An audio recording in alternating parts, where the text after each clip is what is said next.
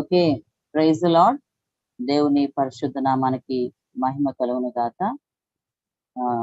ఇప్పుడు వచ్చిన ప్రియ బిడ్డలందరికీ వందనాలు. ఎంతమంది దగ్గర బైబిల్స్ ఉన్నాయి? అందరి దగ్గర బైబిల్స్ ఉన్నాయా?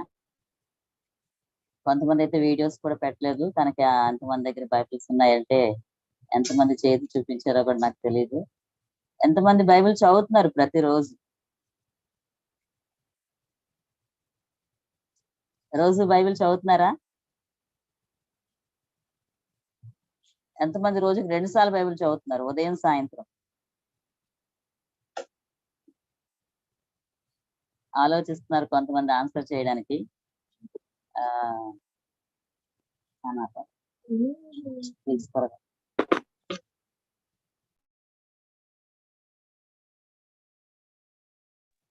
ఎందుకు అడిగానంటే మనం చెప్పుకోబోతుంది వాక్యం గురించి.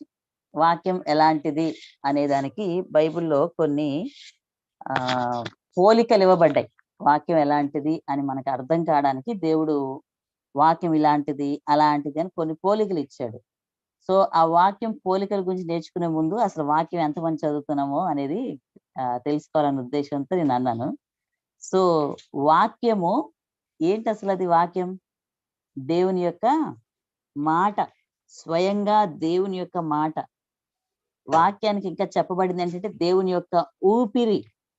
దేవుని యొక్క ఊపిరి, స్వయంగా దేవుడు పలికినటువంటి మాటలు. ఎవరో మనుషులు రాసినవి కాదు. అయితే మనుషులు రాయలేదండి అంటే, రాయటానికి దేవుడు 40 మందిని వాడుకున్నాడు. బైబిల్ని ఇంచుమించు 40 మంది రాశారు. ఎంతమంది రాశారు? 40 మంది రాశారు. కానీ ఆ 40 మంది కూడా వారి ఆలోచనలతో అది రాయలేదు, కానీ పరిశుద్ధాత్మ దేవుడు వారిని స్వాధీనపరుచుకొని, పరిశుద్ధాత్మ దేవుని స్వాధీనంలో ఉండి దేవుని ఆత్మ ప్రేరేపణ చేత రాశారు. అందుకే విచిత్రం ఏంటంటే, రిఫరెన్స్ లో ఒక్కోసారి మనం కనెక్ట్ చేస్తా ఉంటాం, గమనించారా? అదే విషయము ఒక చోట కోట్ చేసి ఉంటది, అదే విషయం మరో చోట ఉంటది. కానీ తెలుసా, బైబిల్ అందరూ ఆ 40 మంది ఒక చోట కూర్చొని రాయలేదు. అసలు బైబిల్ ఆదికాండంలో రాసిన వ్యక్తి మోషే.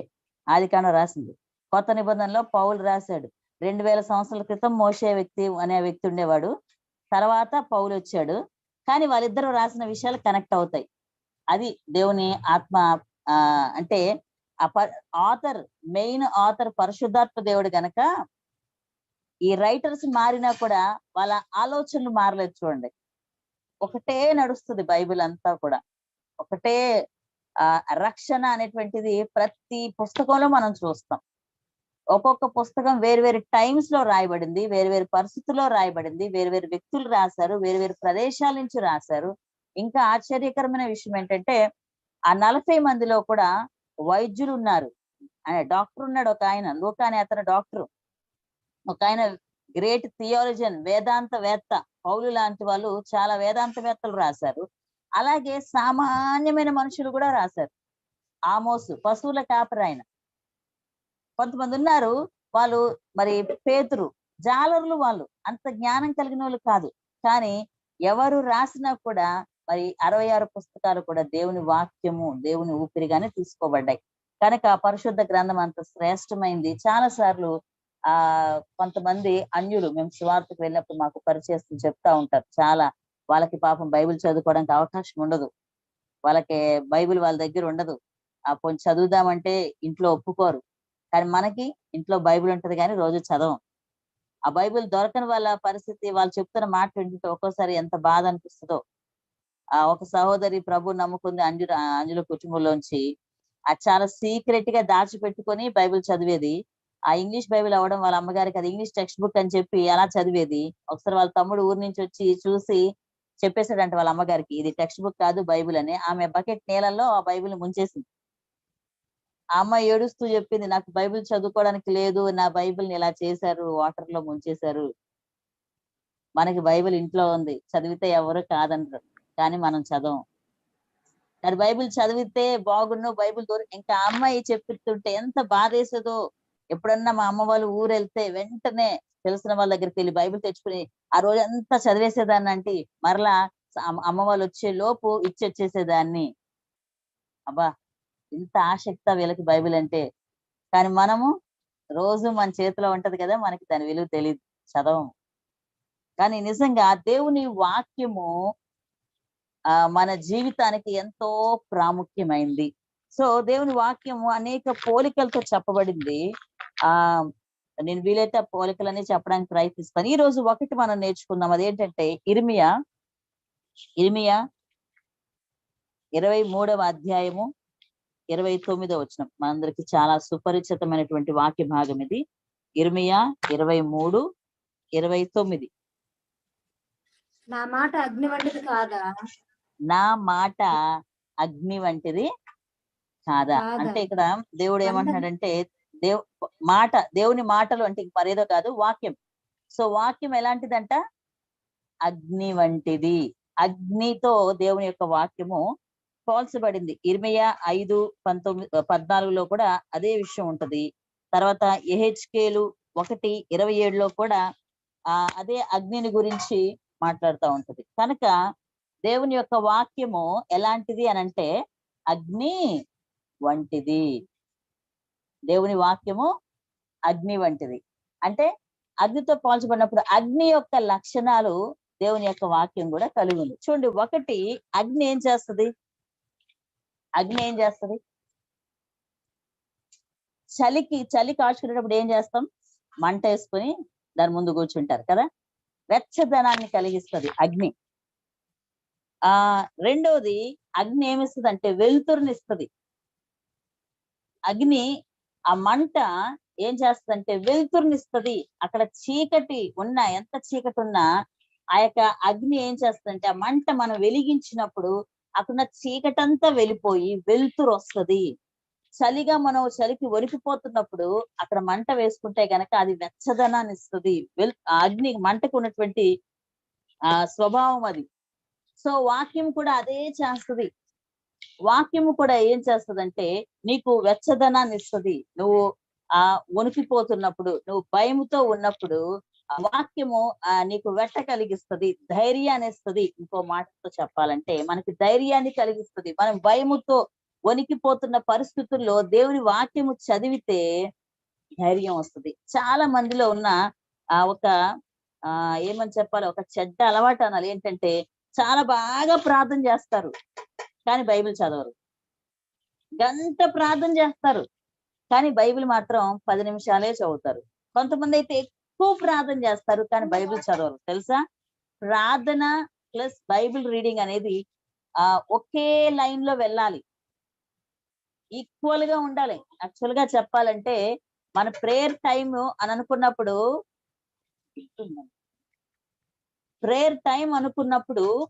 ఎలా అంటే బైబిల్ ఎంతసేపు చదువుతామో ప్రేయర్ అంతసేపు చేసుకోవాలి. చాలా సార్లు జరిగే మిస్టేక్ ఏంటంటే ఎక్కువసేపు ప్రార్థన చేస్తారు, బైబిల్ మాత్రం తక్కువసేపు చదువుతారు. కానీ దేవుని వాక్యం చెప్తుంది, వాక్యము మనకి వెలుతురునిస్తది, వెలిగింపునిస్తది.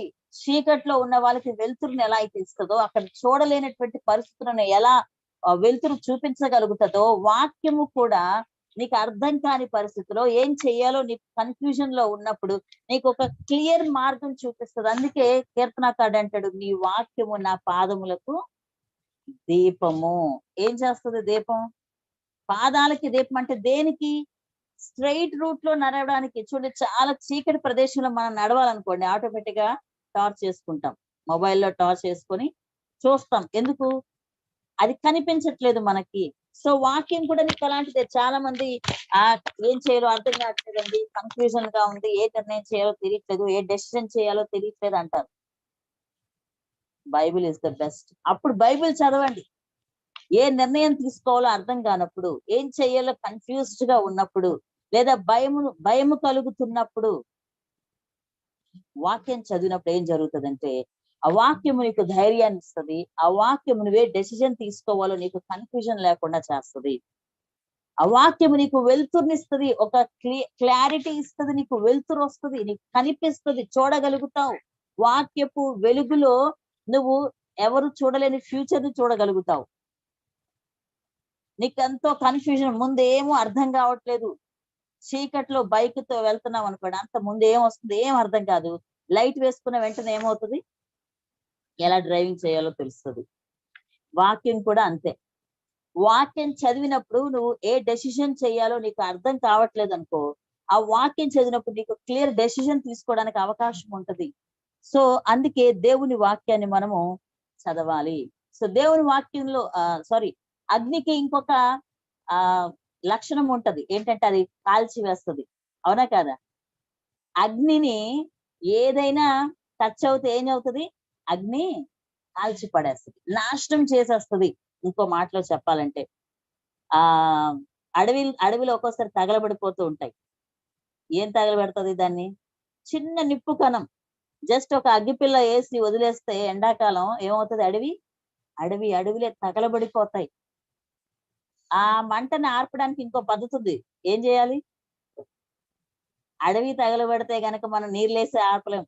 ఏం చేయాలి తెలుసా? ఏం చేస్తారు తెలుసా జనరల్ గా ప్రభుత్వం వాళ్ళు? దానికి ఎదురుగా ఇంకో మంట అంటిస్తారు అంతే. దానికి ఎదురుగా అంటిస్తే ఈ మంట కలిపి వచ్చి సెంటర్ లో ఆగిపోద్ది. సెంటర్ లో కలుసుకొని అక్కడితో బూడిదైపోయి అక్కడితో ఆ మంట ఆగిపోద్ది. కాల్చే స్వభావం ఉంది అగ్నికి. బూడిద చేసేస్తుంది, నాశనం చేసేస్తుంది. చూడండి, నాశనం అనేసరికి వాక్యం మనల్ని నాశనం చేస్తుందేమో అనుకోవద్దు. దేనికి ఉపయోగిస్తాం మనం మంటని? దేన్ని మంచి వస్తువుని నాశనం చేయడానికా? మంచి వస్తువుని కాల్చడానికి ఉపయోగిస్తామా? చెత్త ఎత్తుతారు, క్లీన్ చేస్తారు, ఒక మూలనంతా చెత్త పోగేసి ఏం చేస్తారు, అక్కడ నిప్పు పెట్టేస్తారు. ఎందుకు? ఆ చెత్త అంతా కాలిపోవడానికి. అది మంట చేసే పని ఏంటంటే పనికిరాని వస్తువులు కాల్చివేస్తుంది, చెత్తను కాల్చివేస్తుంది, అవసరం లేని వాటినే మనం కాల్చివేస్తాం. అలాగే వాక్యము కూడా చదివినప్పుడు మనలో ఉన్న పనికిరాని విషయాలను, మనలో ఉన్న చెత్త పదార్థాలను, మనలో ఉన్నటువంటి అపవిత్రమైన వాటన్నిటినీ కూడా వాక్యము కాల్చివేస్తుంది. అందుకే ప్రతి దినము మనం వాక్యము చదివినప్పుడు ఆ వాక్యం ఏం చేస్తుందంటే నీలో ఉన్నటువంటి అపవిత్రతను అంతటిని తీసివేస్తుంది. నువ్వు గనక వాక్యము చదవకపోతే, నువ్వు గనక ప్రతిరోజు వాక్యము చదవకపోతే అప్పుడు నీకు అర్థం కాదు. ఆ చెత్త అంతా అలాగే ఉంటది. సో ఆ చెత్త కాలిపోవాలి అని అంటే గనక నువ్వు ప్రతిరోజు దేవుని వాక్యాన్ని చదవాలి. ఇంకా ప్రాముఖ్యమైనది ఏంటంటే మంటలో ఉన్నటువంటిది శ్రేష్టమైన అసలైనది నేను చెప్పాలనుకుంది ఏంటంటే ఉజ్జీవింప చేస్తుంది. ఫర్ ఎగ్జాంపుల్, కట్టెలు ఉన్నాయి, కట్టెలు మండుతూ ఉన్నాయి. మనకి చాలా తెలిసిన స్టోరీ, చిన్నప్పటి నుంచి తెలిసిన స్టోరీ అది. ఆ అగ్ని మండుతూ ఉంటది, అందులో 3 కట్టెలు ఉంటాయి. అందులో ఒక కట్టెను తీసుకొచ్చి బయట పెడితే ఏమైద్ది? ఆరిపోద్ది. కానీ మరలా ఆ కట్టెను తీసుకొచ్చి అగ్నిలో పెడితే ఏమైద్ది? అంటుకుంటది, మండుతది. అగ్ని మండుతూ ఉన్నప్పుడు దాంట్లో నువ్వు ఎన్ని కట్టె పుల్లలు తీసుకొచ్చి చేరిస్తే ఆ మంటకున్నటువంటి స్వభావం ఏంటంటే వేరే వాటిని కూడా మండిస్తుంది. వాక్యం అదే చేస్తుంది. వాక్యము మనల్ని ఉజ్జీవింప చేస్తుంది, వాక్యము మనల్ని మండింప చేస్తుంది, వాక్యము మనలో ఉజ్జీవాన్ని రగిలిస్తుంది, జీవం పుట్టిస్తుంది. ఇంకో మాటలో చెప్పాలంటే నువ్వు డల్ అయిపోవు, నువ్వు నిరాశ పడిపోవు, నువ్వు నా లైఫ్ ఇంతే అని అనుకోవు. కానీ వాక్యం చదివినప్పుడు ఏం జరుగుతుందంటే ఆ వాక్యము మనల్ని ఉజ్జీవింప చేస్తుంది. చూడండి, చాలా మంది ఎందుకు చనిపోతారు, చాలా మంది సూసైడ్ ఆలోచనలు ఎందుకు వస్తాయి? నిరాశ పడిపోతారు, లోన్లీగా ఫీల్ అవుతారు. ఇంకా వాళ్ళకి ఎన్కరేజ్ చేసే వాళ్ళు ఎవరు ఉండరు. ఆ యొక్క ఆలోచనలో మరి నిరాశలోకి వెళ్ళిపోయి నా జీవితం ఎందుకు, ఇక నేను వ్యర్థము, ఈ ఆలోచనలన్నీ వచ్చినప్పుడు వాళ్ళు ఆ యొక్క డెసిజన్ కి వెళ్తా ఉంటారు. అదే వాక్యం చదివావనుకో ఆ పరిస్థితి నీకు రాదు. ఎందుకంటే వాక్యము ఉజ్జీవింప చేస్తుంది. అగ్నికి ఉన్నటువంటి స్వభావం అదే. అగ్నిని ఏది ఏది ఏది టచ్ అయినా అది కాలిపోద్ది. అంటే అగ్ని స్వభావం ఏంటంటే అది మండిస్తుంది, అది పక్కనున్న వాళ్ళని మండిస్తుంది. సో వాక్యము నువ్వు ఎంతగా చదివితే నువ్వు అంతగా ఉజ్జీవింపబడతావు. మనలో ఉజ్జీవం అనేది పెరుగుతుంది, మనలో మంట మండుతూ ఉంటది. ఆ మంట ఉన్నప్పుడు మనము దేవుని కొరకు ఏదైనా చేయగలుగుతాం, లేదా మన జీవితంలో ఏదైనా సాధించగలుగుతాం. అది వాక్యం వల్ల మాత్రమే సాధ్యం. ఎందుకంటే వాక్యము సాక్షాత్తు దేవుని మాటలు. దేవుని మాటకు అంత శక్తి ఉంది. దేవుని మాటలో జీవం ఉంది. యేసయ్య అంటాడు, భూమి ఆకాశమైన ఒకవేళ గతించిపోతదేమో కానీ నా మాటలో ఒక్క పొల్లైనా, పొల్లంటే ఎంత చిన్నది అంటే ఈవెన్ బైబిల్లో ఒక ఫుల్ స్టాప్ కూడా, ఒక కామా కూడా వేస్ట్ అవ్వదు అంటున్నాడు దేవుడు. అంటే ఎంత గ్యారంటీ ఇచ్చాడో చూడండి దేవుడు. ఈ రోజు నా బాధాకరమైన విషయం ఏంటంటే, చాలా మంది ప్రసంగికులు, నేను విమర్శించట్లేదు కానీ ప్రసంగాల్లో వాక్యం తగ్గిపోతుంది, కథలు ఎక్కువైపోతున్నాయి, స్టోరీలు ఎక్కువైపోతున్నాయి, ఆ హిస్టరీ ఎక్కువైపోతుంది, సైన్స్ ఎక్కువైపోతుంది. కొంతమంది దైవ సేవకుల ప్రసంగాలు వింటుంటే సైన్స్ క్లాస్ వింటున్నామో అర్థం కావట్లేదు, వాక్యం వింటున్నామో అర్థం కావట్లేదు. కొంతమంది వాక్యం వింటుంటే హిస్టరీ క్లాస్ వింటున్నట్టుంటది. అవసరమే ఈ రోజు ప్రెసెంట్ కండిషన్స్ కి సరిపడినట్లుగా వాక్యం బోధించాలి, కరెక్టే. గాని అదే సమయంలో మనం గుర్తుపెట్టుకోవాల్సిన విషయం ఏంటంటే, వాక్యం జీవాన్ని ఇస్తుంది తప్ప ఆ వాక్యం ఏదో గొప్పగా చెప్పాలనే ఉద్దేశంతో కొంతమంది చాలా స్టోరీస్, పెట్ట కథలు, ఒకటే కథలు, ప్రసంగం అంతా కథలే. ఆ కథ గుర్తు పెట్టుకుంటారు, వాక్యం ఎవరికి గుర్తుండదు. ఆ కథ ఎవరు మర్చిపోరు, కానీ వాళ్ళకి వాక్యం గుర్తుండదు. కొంతమంది సైన్స్ ప్రూవ్ చేయాలి బైబిల్ అని ఎక్కువ సైన్స్ గురించి చెప్తా ఉంటారు, బైబిల్ గురించి తక్కువ చెప్తారు. మంచిదే అయి ఉండొచ్చు కానీ ఆ సైన్స్ వాళ్ళు జీవం తేదు కానీ వాక్యం జీవం తెస్తుంది. ఆ హిస్టరీ వాళ్ళు ఓ నిజమా బైబిల్కి ఇంత హిస్టరీ ఉందా అనుకుంటారే తప్ప హిస్టరీ వాళ్ళకి జీవం తేదు కానీ వాక్యం జీవాన్ని ఇస్తుంది.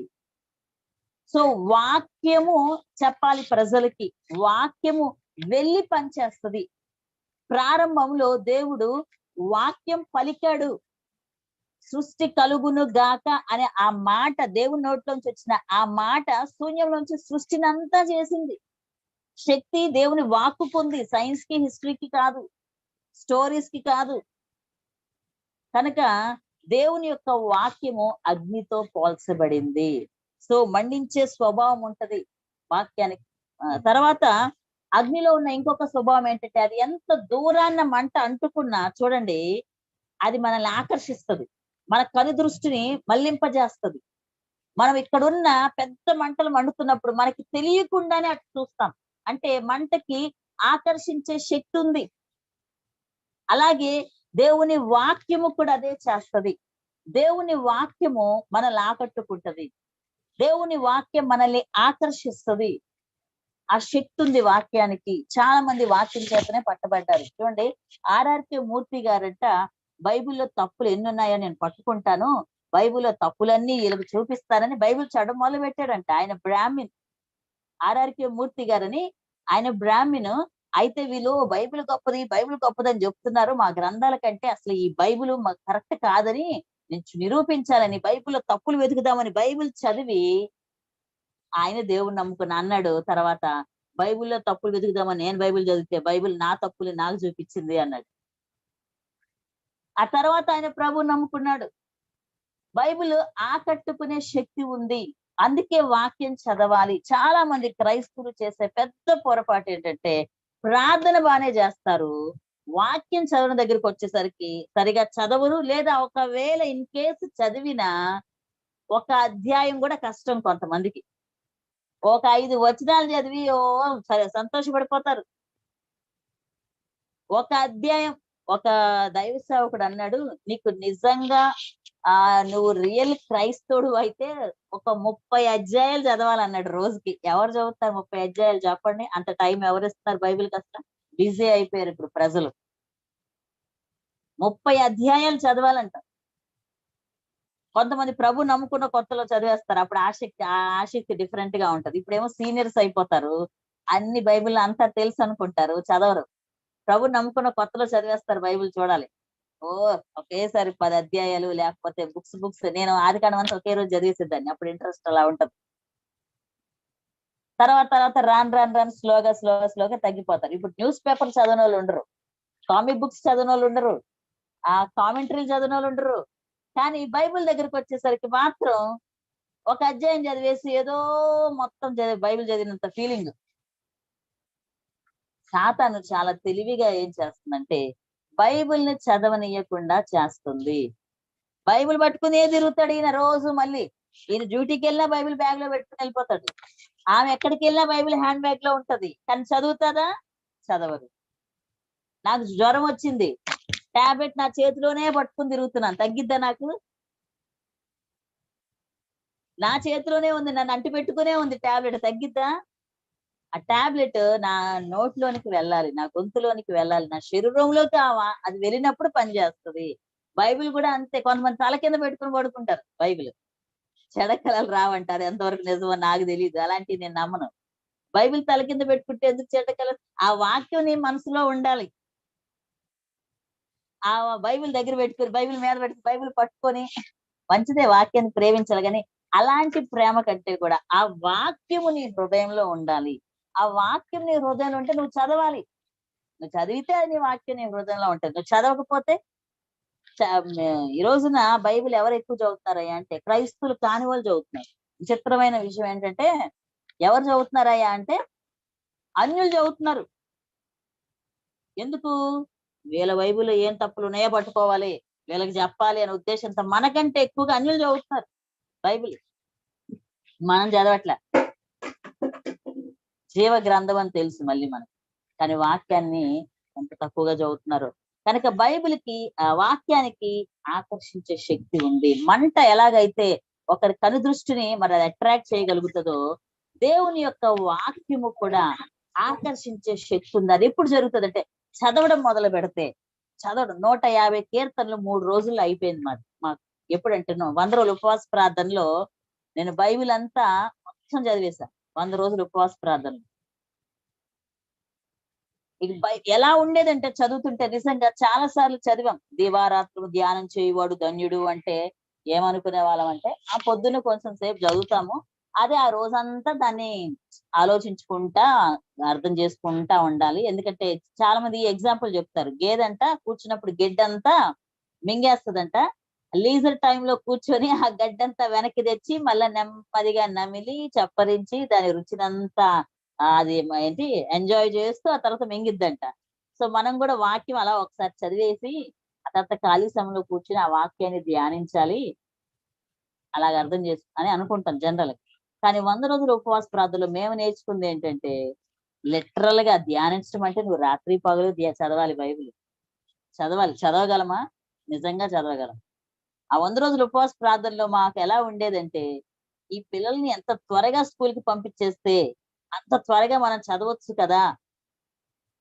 అసలు ఆశ్చర్యం వేసేది. ఆ అనుభవం వేరు. ఆ స్టవ్ మీద ఆ పెనం పెట్టడం, ఆ ఉల్లిపాయ తాలింపు వేయడం, మళ్ళీ వచ్చి గబగబా ఒక వచనం చదువుతూ, మళ్ళీ పరిగెత్తుకుంటూ వెళ్ళి తిప్పడం, మళ్ళీ చదవడం. అంటే చదువుతూ ఉంటే, దేవుడు మాట్లాడుతూ ఉంటే, కొత్త కొత్త ఆలోచనలు ఇస్తా ఉంటే ఇంకా చదవాలనిపించేది. ఇన్ని గంటలు అయిపోయిందా అనిపించేది. తెలిసేది కాదు. తర్వాత దావీదు అనుభవం, క్రొవ్వు మెదడు దొరికినటువంటి ఉన్నట్టు, లేకపోతే ఆ తేనెతోటి పోల్చేవాడు దావీదు. అంత రుచిగా, నిజంగా అలాంటి రుచి అనుభవించాం. నిజంగా కొన్ని వచనాలు చదువుతున్నప్పుడు అసలు పట్టుకొని బైబిల్‌ని ముద్దు పెట్టుకోవాలనిపించేది. కొన్ని వచనాలు చదువుతున్నప్పుడు అబ్బా! ఈ వచనం దేవుడు నా కోసమే రాయించాడు, ఇంకెవ్వరి కోసం కాదు. ఈ వచనం నాది అన్న ఫీలింగ్. ఈ వాక్యం నా కోసమే రాయించాడు దేవుడు. నిజంగా అలాంటి అనుభవంలోకి మనం ఎప్పుడు వెళ్తామంటే, ఎక్కువగా వాక్యం చదివినప్పుడు. ఆ వాక్యము ఎప్పుడు మనల్ని అట్రాక్ట్ చేస్తదంటే, ఎక్కువగా చదివినప్పుడు. అప్పుడే మనకి నేను ఇందాక చెప్పాను కదా, ఆ టాబ్లెట్ ఎంత అంటిపెట్టుకున్నా నాకు రోగం తగ్గదు గానీ, ఆ టాబ్లెట్ నేను వేసుకున్నప్పుడు నాలో జ్వరం ఎలా అయితే తగ్గుతదో, నువ్వు బైబిల్ ఎంత రోజు నీకు ఎదురుగా కనిపించేటట్టు పెట్టుకున్నా, మంచం మీద పెట్టుకున్నా, ఇంట్లో సెంటర్ లో పెట్టుకున్నా, హ్యాండ్ బ్యాగ్ లో పెట్టుకున్నా అది పని చేయదు. అది చదివినప్పుడే నీ జీవితంలో ఆ వాక్యము పని చేస్తది. ఇంకొక ప్రాముఖ్యమైన విషయం ఏంటంటే, మన ప్రార్థనలో కూడా దేవుని వాక్యం ఎంత పలికి మనము ప్రార్థన చేస్తే ఆ వాక్యానికి అంత శక్తి విడుదలవుతది. వాక్యంలో శక్తి ఉంది. సో నీ ప్రార్థనలో నువ్వు చదివిన వాక్యం ఎత్తి, ఆ వాక్యము పలికి మనం ప్రార్థన చేసినప్పుడు ఆ వాక్యంలో ఉన్న శక్తి విడుదలై వెళ్లి కార్యం చేస్తది. దేవుని వాక్కు శక్తి విడుదలై వెళ్లి వారిని స్వస్థపరిచింది. ప్రభావం ఆయనలోంచి వెళ్ళింది. ఆయన నోటి మాటలో శక్తి ఉంది. ఇప్పుడు నువ్వు పలుకుతున్న మాట కూడా అదే మాట. ఇప్పుడు నువ్వు బైబిల్లో ఉన్న ఆ పదాలు దేవుని పదాలే, దేవుని మాటలవి. కనుక ప్రియ దేవుని బిడ్డలారా, దేవుని యొక్క వాక్యము అగ్నితో పోల్చబడింది. అగ్నికి ఎంత శక్తి ఉందంటే అది మండించగలదు. కనుక ఒక సహోదరుడు ఉన్నాడు, మా సంఘానికి వస్తాడు. తను చెప్పినటువంటి సాక్ష్యం ఏంటంటే, అన్యులు అతనికి హార్ట్ ప్రాబ్లం ఉంది, భయంకర నొప్పి వస్తుందంట అర్ధరాత్రి. ఆ హాస్పిటల్లో పడుకొని మంచం మీద ఏడుస్తూ చనిపోతానేమో అనుకుంటున్నాడంట. ఈ లోపు ఇలా బెడ్ పక్కన చూసేసరికి పక్కన బెడ్ మీద ఒక ముసలామె ఉందంట. అమ్మ నాకు విపరీతంగా నొప్పి వస్తుందని అన్నాడంట. అప్పుడు ఆమె చిన్న కొత్త నిబంధన బైబిల్ ఇచ్చి, బాబు ఇది చదువు అని ఇచ్చిందంట. నిజంగా ఆ నొప్పిలో ఎవరు ఇష్టపడరు ఆ టైంలో అర్ధరాత్రి చదవడానికి. అయినప్పటికీ కూడా ఆ అబ్బాయి అది తీసుకొని మత్తయి కొత్త నిబంధన, అది మత్తయి సువార్త చదువుతూ ఉంటే, సరే నేను ఇందులో అంటే ఈ చదవడంలో పడిపోతే నా నొప్పన్నా మర్చిపోతానేమో కదా అన్న ఉద్దేశంతో ఇక చదువుతానే ఉన్నాడంట. ఉదయం వరకు చదువుతాడంట. ఆ నొప్పి ఎప్పుడు తగ్గిపోయిందో కూడా ఆ అబ్బాయికి తెలియదంట. గుండె నొప్పి. తర్వాత ఆ అబ్బాయికి స్వస్థత కూడా జరుగుతోంది. తనే సాక్ష్యం చెప్పాడు, నేను చనిపోవలసిన వాడినండి, వాక్యమే నన్ను బ్రతికించింది. అందుకే దావీదు అంటాడు, నీ వాక్యమే నన్ను బ్రతికించును. ఎలాంటి పరిస్థితి అండి దావీదుది? భయంకరమైన పరిస్థితి. సొంత మామయ్య చంపడానికి వెంటపడ్డాడు, ఆ రాజే.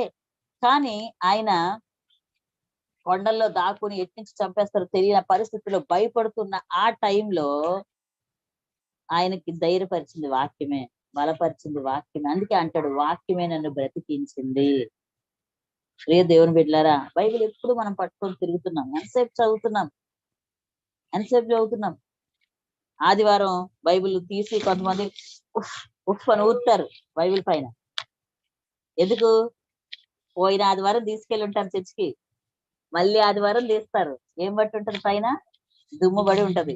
ఏం చేస్తారంటే ఆ బైబిల్ తీసుకొని ఉప్పు ఉప్పు ఉప్పు అని ఊపుతారు. ఒక పాష్ గారు అలాగే ఒక విశ్వాసం ఇంటికి వెళ్ళారంట. వెళ్ళి అమ్మ బైబిల్ చదువుతారంటే ఆ మామగారు అన్నారంటే, అయ్యా రోజు చదువుతున్నానయ్యా అన్నారు. అన్నాక ఆ సరిగా కనిపించట్లేదయ్యా నాకు అన్న. ఏమమ్మా అంటే, నాకు ఆ అద్దాలు ఉండాలి కదా, మీరు కళ్ళద్దాలే కనిపించట్లేదయ్యా, ఎక్కడ పెట్టానో కనిపించట్లేదయ్యా అన్నాడు.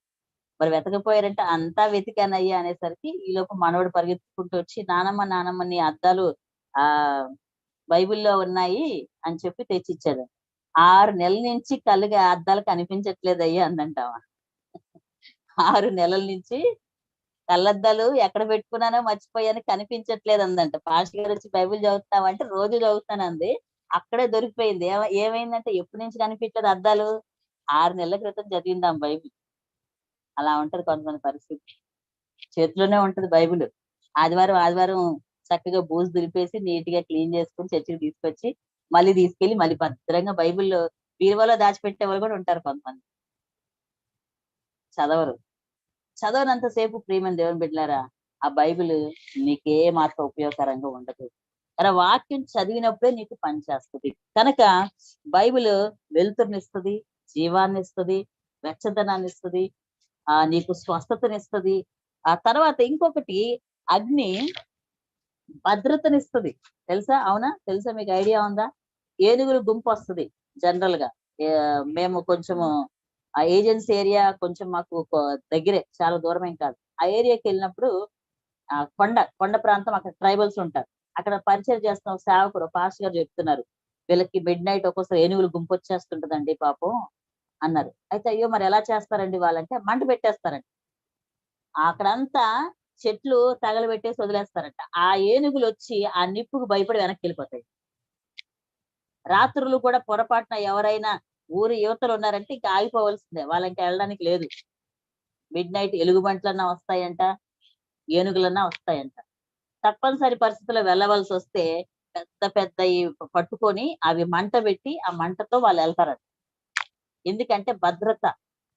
ఆ యొక్క క్రూర జంతువులు వాళ్ళకి హాని చేయకుండా ఈ మంట అనేది మంట ఎలాగైతే దాంతో ఆడుకుంటే మనకి ప్రమాదమో, అదే టైంలో అది మనకి భద్రతను కూడా ఇస్తది. వాక్యము కూడా అంతే, మనకి భద్రతనిస్తది వాక్యం. నువ్వు శత్రువు నీ పైకి రాకుండా వాక్యాన్ని నువ్వు ఉపయోగించినప్పుడు, ఈ వాక్యాన్ని, అందుకే బైబిల్లో చెప్పబడింది, వాక్యము ఖడ్గంతో కూడా పోల్చబడింది. ఖడ్గం, కత్తి వాక్యము. సో శత్రువు మన పైకి వస్తున్నప్పుడు ఆ యొక్క యుద్ధంలో ఉన్నటువంటి సైనికుడు ఏం చేస్తాడు? ఆ కత్తిని ఉపయోగించకుండా అలా నిలబడి చూస్తుంటే ఏం జరిగిద్ది? శత్రువు చాలా ఈజీగా చంపేస్తాడు. అలా కాకుండా ఈ కత్తిని తన దగ్గర ఉన్న కత్తిని వాడితే తను తప్పించుకోగలుగుతాడు. వాక్యం అదే చేస్తుంది. వాక్యం అందుకే ఇచ్చాడు దేవుడు మనకు. యేసు ప్రభువారు 40 రోజులు ఉపవాసం ఉన్నప్పుడు సాతాను శోధించడానికి వచ్చింది. వచ్చి చాలా తెలివిగా సాతానికి మనకంటే బైబిల్ బాగా తెలుసు. అదేమంది, ఈ రాళ్ళను రొట్టెలుగా చేసుకో అనంది. యేసు ప్రభువారు పౌరుషానికి వెళ్ళి, నేను చేసుకోవాలనుకుంటున్నావా, చూపిస్తాను చూడు అని వెంటనే ఆయన ఏమి రాళ్ళను రొట్టెలుగా చేయలే. వెంటనే ఏమంటాడు, మనుషులు రొట్టె వలన కాదు దేవుని నోటి నుంచి వచ్చే ప్రతి మాట వలన బ్రతుకుతాడు. 3 సందర్భాల్లో కూడా అక్కడ యేసు ప్రభువారు వాక్యాన్నే వాడతాడు. ఆ వాక్యము నువ్వు ప్రార్థనలో వాడాలంటే నీకు తెలియాలి. తెలియాలి అంటే నువ్వు చదవాలి. చదువు రానోళ్ళ పరిస్థితి ఏంటి? మాకు చదువు రాదండి. ఇప్పుడు దేవుని కృప వల్ల బైబిల్ ఈవెన్ సెల్లో కూడా వచ్చేసింది. ఆ సెల్లో ఆ రికార్డింగ్ బైబిల్ వచ్చేసింది. రికార్డెడ్ బైబిల్ అంటే ఒకరు బైబిల్ చదివి రికార్డ్ చేసేస్తారు. దాన్ని మీరు వినొచ్చు. పాత రోజులు అంటే వాళ్ళకి అవకాశాలు లేవు. కానీ ఇప్పుడు ఎన్నో అవకాశాలు ఉన్నాయి మనకి. ఆ బైబిల్ మొత్తం ఆదికాండం నుంచి చివరి వరకు కూడా, ప్రకటన గ్రంథం వరకు కూడా చదివేసి రికార్డ్ చేసి పెట్టేశారు. ఆ యాప్ మీరు డౌన్లోడ్ చేసుకుంటే మీకు వాక్యం అలా వింటూ ఉండొచ్చు. లేదా మాకు ఆ మొబైల్ లేదండి, ఇంట్లో చదువుకున్న వాళ్ళు ఎవరో ఉంటారు, వాళ్ళని కూర్చోబెట్టి చదవమంటే వాళ్ళు చదువుతారు, వాక్యం వినొచ్చు. మనసు ఉంటే ఏదైనా ఒక మార్గం ఉంటది. కనుక దయచేసి దేవుని యొక్క వాక్యాన్ని చదువుదాం. ఆ వాక్యంలో ఉన్నటువంటి శక్తి మనకి అర్థం కావట్లేదు చాలా సార్లు. చూడండి, పాత నిబంధనలో మరి సమయం లేక అన్ని చూపించట్లేదు, కానీ ఒక సంఘటన ఉంది. ఇజ్రాయిల్ ఆ ఎర్ర సముద్రంలో దాటి వెళ్ళిపోతా ఉంటారు. వెళ్ళిపోతుంటే వెనక ఫరో సైన్యము మరలా వెంటబడుతుంది. వెంటబడినప్పుడు దేవుడు ఏం చేశాడు? ఆ మధ్యలో అగ్ని స్తంభంగా నిలబడిపోయాడు. ఈ వెంటనే శత్రువులు రాలేకపోయారు. వీళ్ళు సముద్రం దాటే వరకు కూడా ఆ అగ్ని అడ్డుగా అలాగే ఉంది శత్రువులకి ఇజ్రాయెల్కి మధ్యలో. ఆ అగ్ని తాటికి వాళ్ళు రాలేకపోయారు. వీళ్ళందరూ సముద్రం దాటేశారు. చూడండి, ఈవెన్ కాపాడడానికి, వారు కాపాడబడ్డానికి దేవుడు వారి కోసం అగ్ని స్తంభమై వచ్చాడు. ఇంకా ప్రాముఖ్యమైన విషయం ఏంటంటే, బైబిల్లో అగ్ని దేనికి సాదృశ్యంగా ఉందంటే దేవుని యొక్క సన్నిధి. పాత నిబంధన గ్రంథంలో చాలా ప్రదేశాల్లో కూడా దేవుని యొక్క సన్నిధిని గురించి చెప్పడానికి ఆ మోషేకి కూడా దేవుడు ఎలా కనిపించాడు? అగ్ని రూపంలో కనిపిస్తాడు. ఈవెన్ యోహాను కూడా ప్రకటన గ్రంథంలో అంటాడు, అగ్ని జ్వాల నేత్రములు కలవాడు, ఒక అగ్ని వంటి స్వరూపం మాకు కనిపించింది అని వాళ్ళు చెప్తా ఉంటారు. అంటే అగ్ని దేవుని యొక్క సన్నిధికి కూడా సాదృశ్యంగా ఉంది. సో అంటే వాక్యం ఇంకెవరో కాదు, దేవుడే. అందుకే యోహాను భక్తుడు అంటాడు, ఆదియందు వాక్యము ఎక్కడుంది? దేవుని యొద్ద ఉంది. తర్వాత ఆ వాక్యం ఏమైంది? దేవుని యొద్ద ఉండెను, దేవుడై ఉండెను అంటాడు. ఆ వాక్యమే కృపా సత్య సంపూర్ణుడై మన మధ్య. అదెవరు? యేసు ప్రభువారే. పాత నిబంధనలో యేసు ప్రభువారు వాక్కు రూపంలో ఉన్నాడు. దేవుని యొక్క వాక్కు. నూతన నిబంధనలో ఆయన శరీరం ధరించి వచ్చాడు. అందుకే బైబిల్ అంటారు ప్రింటెడ్ క్రైస్ట్ అంటారు. ముద్రింపబడిన క్రీస్తు. అంటే వాక్యం నువ్వు చదువుతున్నప్పుడు నీ పెదవుల నుంచి వాక్యం వెళ్తుందంటే దేవుడు క్రీస్తు బయలు వెళ్తున్నాడు, దేవుని యొక్క వాక్కు వెళ్తుంది. సో అందుకే వాక్యానికి అంత శక్తి ఉంది. దేవుని వాక్యం మనం పలుకుతూ ఉన్నప్పుడు దేవుని శక్తి విడుదలై వెళ్తది. మనం విశ్వాసంతో దేవుని యొక్క మాటలు పలకాలి, ఆ వాక్యాన్ని విశ్వాసంతో పలకాలి. కనుక వాక్యము అగ్నితో పోల్చబడింది. ప్రియమైన దేవుని బిడ్డలారా, అదే వాక్యము తీర్పుకు కూడా సాదృశ్యంగా ఉంది. ఒకసారి మోషే మీద 250 మంది తన సహోదరులే వ్యతిరేకంగా లేస్తారు. అప్పుడు ఏమైంది? ఆకాశం నుంచి అగ్ని దిగి వచ్చి వాళ్ళందరినీ దహించి వేస్తుంది, కాల్చి వేస్తుంది. పాత నిబంధనలో అగ్ని తీర్పుకు కూడా సాదృశ్యంగా ఉంది. సో దేవుని వాక్యాన్ని మరి అగ్నితో పోల్చబడిందంటే దేవుని వాక్యము ఒకరోజు మనం తీర్పు తీర్చబోతుంది. ఇప్పుడు వాక్యం విన్న వారందరూ కూడా తర్వాత యేసు ప్రభు రెండవ రాకడ వచ్చినప్పుడు మాకు తెలియదయ్యా నువ్వు దేవుడు అని అంటే ఒప్పుకోడు దేవుడు. ఎందుకు? వాక్యం ఇప్పుడు ప్రకటించబడుతుంది, అందరికి చెప్పబడింది. వాక్యం చెప్తూ ఉన్నారు. ఇప్పటికీ యేసు క్రీస్తు అందరికి ప్రభు నాయన అని చెప్తారు. కొంతమంది ఒప్పుకోవట్లేదు. ఆ రోజున వాళ్ళు ఒకరు మేము వినలేదయ్యా, మాకు తెలియదయ్యా అనడానికి కుదరదు. ఆ వాక్యమే ఒక రోజు నుంచి తీర్పు తీర్చబోతుంది. దేవుని యొక్క వాక్యమే వారికి తీర్పు తీర్చబోతుంది. కనుక ప్రియమైన దేవుని బిడ్డారా, వాక్యము మనకి తీర్పు కూడా తీర్చబోతుంది. ఆ వాక్యాన్ని విశ్వసిస్తే మనకి మేలు జరుగుతూ ఉంటది. తర్వాత ఇంకొక ప్రాముఖ్యమైన విషయం ఏంటంటే, దేవుడు పాత నిబంధనలో అర్పణలు అర్పించేటప్పుడు కూడా అగ్నితో అర్పించమన్నాడు. దహించి వేమన్నాడు. దహన బలులు అన్నాడు. దహించమని చెప్పాడు. వాక్యము అర్పణకి సాదృశ్యంగా ఉంది. దేవుని వాక్యమును మరి అర్పణలన్నింటినీ కూడా వాళ్ళు మంటతో అక్కడ అర్పించాలి, దహించి వేయాలి. అప్పుడు దాన్ని దేవుడు అంగీకరించినట్లుగా సాదృశ్యంగా ఉంది. కనుక దేవుని యొక్క వాక్యము మరి మనము అర్పణకి సాదృశ్యంగా కూడా దేవుడు మనకి తెలియజేస్తా ఉన్నాడు. కనుక బైబిల్ మనము చదవడం వల్ల ఎన్ని విషయాలు వాక్యం ద్వారా జరుగుతున్నాయంటే, ఇర్మియా 20వ అధ్యాయము 9వ వచనం ఒకసారి చూసినట్లయితే, ఇర్మియా గ్రంథము 20వ అధ్యాయము 9వ వచనం.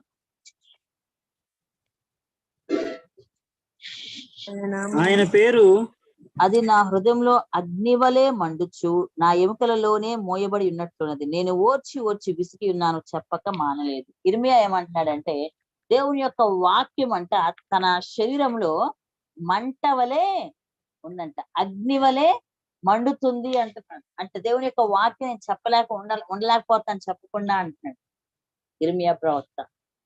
దేవుని యొక్క వాక్యం తన్ని బలవంతం చేస్తుంది. కనుక ప్రియ దేవుని బిడ్డలారా, వాక్యము చాలా శక్తివంతమైంది. ఒకటి, వాక్యము మంట వెలుతురునిస్తుంది. సో వాక్యం చదివినప్పుడు మనకు కూడా క్లారిటీ వస్తుంది, స్పష్టత ఇస్తాడు దేవుడు. ఏం చెయ్యాలి, కన్ఫ్యూజన్ ఉండదు, చీకటి ఉండదు, వెలుతురు ఇస్తాడు. అప్పుడు మనకి వెలుతురులో ఏం జరుగుతుంది, మనకి దారి సక్రమంగా కనిపిస్తుంది. సో మనం ఏ నిర్ణయం చేయాలి, మనకి కొన్నిసార్లు కన్ఫ్యూజన్ ఉంటది. వాక్యం చదివినప్పుడు మనకి క్లారిటీ వస్తుంది. తర్వాత వాక్యము ఏం చేస్తుందంటే వెచ్చదనం ఇస్తుంది. చలికాలంలో ఆ చలికి వణికిపోతున్నప్పుడు గడ్డగట్టిపోకుండా, లేకపోతే ఆ చల్లటి చలిలో వాక్యం వెచ్చదనం ఎలాగైతే ఇస్తుందో, మనం కూడా భయపడుతున్నప్పుడు, భయంతో వణికిపోతున్నప్పుడు ధైర్యాన్ని ఇస్తుంది వాక్యము. అలాగే వాక్యము ఆకర్షించుకునేటువంటి అగ్నికి ఆకర్షించుకునే శక్తి ఎలాగైతే ఉందో, వాక్యాన్ని కూడా అలాగే మనల్ని ఆకట్టుకుంటది. అది చదివినప్పుడు అందులో ఉన్నటువంటి విషయాలు మనల్ని ఆకట్టుకుంటాయి. అప్పుడు మనకి తెలుస్తుంది. చాలాసార్లు నిజంగా చాలా ఆశ్చర్యం వేస్తుంది. కొన్ని ఆ రోజు ఉదయం ఏదైతే చదువుతామో లిటరల్ గా అదే జరుగుతుంది. ఆ రోజు చాలా ఆశ్చర్యం అనిపిస్తుంది. ఆ రోజు ఏదైతే వాక్యం చదివామో అదే జరుగుతుంది. నిజంగా అలా ప్రతిరోజు మనం వాక్యం చదువుతూ ఉంటే గనక తప్పకుండా సాయంత్రం జరగబోయేది, రేపు జరగబోయేది దేవుడు మనకి వాక్యం ద్వారా తెలియజేస్తా ఉంటాడు. మనకి వినగలిగే చెవులే ఉండాలి, కానీ నీ వాక్యం ద్వారా నడిపించు ప్రభువా అని మనం ప్రార్థన చేస్తే నిజంగా దేవుడు వాక్యం ద్వారా మనతో మాట్లాడతాడు. ప్రేమ కనుక దయచేసి ప్రతిరోజు కూడా మరి వాక్యమును చదవడం అనేది ఒక టైం షెడ్యూల్ పెట్టుకోండి. ఓన్లీ ప్రేయర్ కాదు, ఉదయాన్నే లేచి ప్రార్థన చేసుకుంటారు, మంచిదే. అలాగే బైబిల్ రీడింగ్ కి కూడా ఒక టైం పెట్టుకోండి. తప్పకుండా ఆ టైంలో రోజు బైబిల్ చదవండి. నెక్స్ట్ బైబిల్ చదివేటప్పుడు నేను ఎక్కువ చెప్పే విషయం ఏంటంటే, ఎప్పుడు కూడా ఒక డైరీ, ఒక పెన్ దగ్గర పెట్టుకున్నప్పుడు తప్పకుండా ఆ యొక్క చదివేటప్పుడు మీతో దేవుడు ఏదైనా మాట్లాడినట్టు అనిపిస్తే వెంటనే ఆ వచనాన్ని ఆ పెన్ తో అక్కడ రాసుకొని, ఈ రోజున దేవుడు నాకు వాగ్దానం చేశాడు, లేకపోతే దేవుడు నాకు ఈ కొత్త విషయం మాట్లాడాడు అని అనిపిస్తే వెంటనే అది రాసుకుంటే చాలా మంచిది. ఆ తర్వాత మనం చూసుకున్నప్పుడు చాలా విషయాలు మనం నేర్చుకోవడానికి అవకాశం ఉంటది. తర్వాత దేవుడు ఏ వాగ్దానాలు అయితే మనకిచ్చాడో ఆ వాగ్దానాలు మనం ప్రార్థనలో ఎత్తి ప్రార్థన చేసినప్పుడు మనకి తప్పకుండా జవాబు పొందుకోగలుగుతాము. తప్పకుండా ఆ వాగ్దానం ఎత్తి ప్రార్థన చేయడానికి అవకాశం ఉంటది, లేకపోతే మనం మర్చిపోతాం. అదే రాసుకునేటువంటి అలవాటు ఉందనుకోండి, దేవుడు మనకి ఇచ్చిన వాగ్దానాలు మనం మర్చిపోము, గుర్తుంటాయి. అవి ఎత్తి ప్రార్థన చేసినప్పుడు అద్భుతాలు, ఆశ్చర్యకార్యాలు మన జీవితంలో చూడగలుగుతాం. అలాగే అగ్ని ఎలాగైతే మండిస్తుందో, ఉజ్జీవింపజేస్తుందో, వాక్యం కూడా మనల్ని బలపరుస్తుంది, ఉజ్జీవింపజేస్తుంది. కృంగిపోతున్నా సరే చూడండి, ఒక్కొక్కసారి కొన్ని విషయాలు చాలా బాధ కలుగుతుంది, దుఃఖం వస్తుంది. ఆ వాక్యం వెంటనే చదివినప్పుడు గొప్ప ఆదరణ, గొప్ప ధైర్యం వస్తుంది. మరలా దేవుడు వాక్యం ద్వారా పరుస్తాడు. అప్పుడు మరలా నిరాశ అంతా పోతుంది, ధైర్యం వస్తుంది, విశ్వాసంలో అభివృద్ధి చెందుతాం. కనుక ప్రియమైన దేవుని బిడ్డలారా, వాక్యంలో శక్తి ఉంది. ఆ వాక్యం భద్రత ఇస్తుంది మనకి. ఇంకా చివరిగా సమయం అయిపోయింది. అగ్ని చేసే ఒక ప్రాముఖ్యమైన పని ఏంటంటే, క్లీన్ చేస్తుంది. అంతే కదా. మంట పెట్టినప్పుడు ఏం జరుగుతుందంటే, ఆ బెస్ట్ ఎగ్జాంపుల్ బంగారం.